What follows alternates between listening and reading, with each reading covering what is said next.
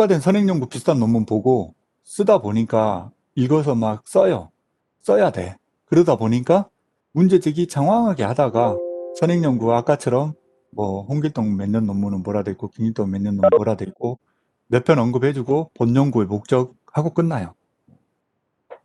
아까 말씀드린 것처럼 서론의 틀은 책에는 자 연구 방법론에 보시면 이렇게 돼 있죠.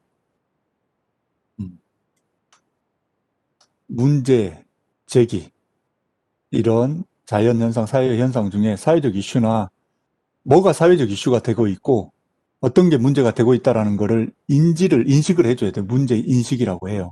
그래서 문제 형성이라고 하는데 그래서 그런 게 뭐가 문제가 되고 있다는 것을 연구 질문을 던지면서 그거에 대해서 우리가 솔루션을 제시해야 돼요. 그러려면 실제 이런 분석을 해볼 필요가 있겠다. 실증 분석해 볼 필요가 있겠다.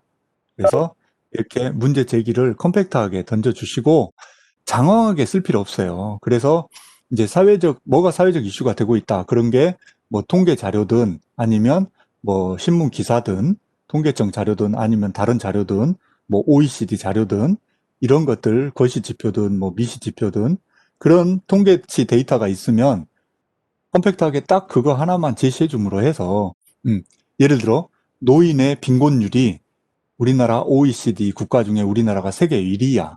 그러면 노인의 빈곤율과 자살률이 1인데 그 노인의 그 삶의 질에 미치는 영향 요인에 대해서 우리가 분석을 한다고 쳐봐요. 그러면 문제 제기에 어떻게 해줘야 되겠어요? 장황하게 쓸 게 아니라 한국의 노인들이 이미 한국은 그 노령화가 됐잖아요. 그것도 언급을 해주고 일본 다음으로 한국도 이렇게 되고 있고 세계적으로 굉장히 심각하게 노령화가 급격하게 이렇게 되고 있는 추세다라는 걸 언급해주고 그런 상황에서 노인들이 이렇게 노후에 빈곤을 겪고 있고 삶의 질이 굉장히 저하되고 있다. 자살률도 덩달아 올라가고 있고 그래서 그런 것들을 주저리 제가 설명할 필요 없잖아요. OECD 자료 딱 하나만 언급해주고 그러면 읽는 사람이 컴팩트하게 금방 캐치할 수 있단 말이에요. 그래서 과연 한국의 노인들이 겪는 어려움이 무엇이고 또 왜 이렇게 빈곤율이 많고 자살률이 높아지는지 그 영향 요인을 우리 논문에서 다 볼 수는 없지만 그 영향 요인을 보기 위해서 이제 통제할 건 통제하고 우리는 어디에 포커싱을 맞춰서 예를 들어 무슨 노인들의 어떤 뭐 심리적인 요인 또는 사회 관계적인 요인, 사회 지지나 이런 측면에서 삶의 질과 어떤 관계가 있는지를 한번 분석해 보겠다. 그런 거를 분석해 볼 필요가 있겠다. 왜? 심리적이고 또 사회 관계적인 요인이 중요하기 때문에 이러이러해서 중요하기 때문에 그런 요인들과 삶의 질과의 관계를 이렇게 실증 분석해 볼 필요가 있겠다. 이렇게 써주는 거죠. 자연스럽게 연구 필요성. 지금 빨간색으로 표시된 거는 혼자 쓴 글들에서 대부분 심사를 들어가 보면 언급이 잘 안 되기 때문에 이런 부분이 이렇게 자연스럽게 나와야 된다라고 제가 강조하기 위해서 빨간색으로 해놓은 거예요.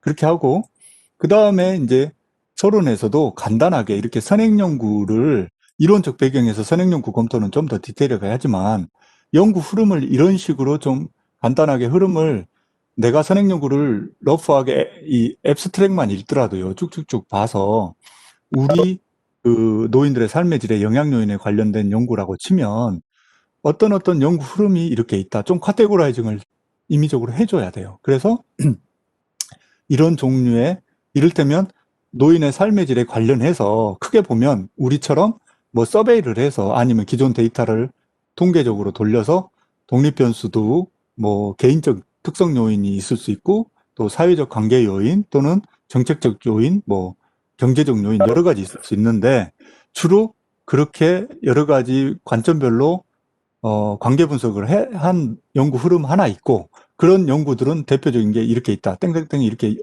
그 표시만 해주면 돼요. 대표적인 거. 그리고 또 두 번째 연구 흐름은 삶의 질에 영향을 미치는 그 양적 연구가 아니라 심층 인터뷰를 한다든가 또 케이스 스터디, 노인들의 이런 대표적인 샘플링을 몇 분 해서 사례 연구처럼 케이스 스터디한 이런 질적 연구 흐름도 있더라.